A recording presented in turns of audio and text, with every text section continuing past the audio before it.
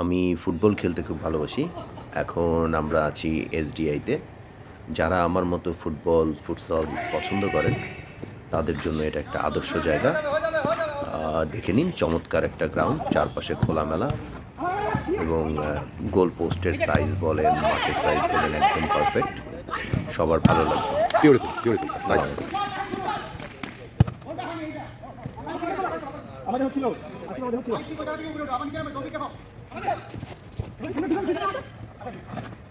আয় আয় ইয়া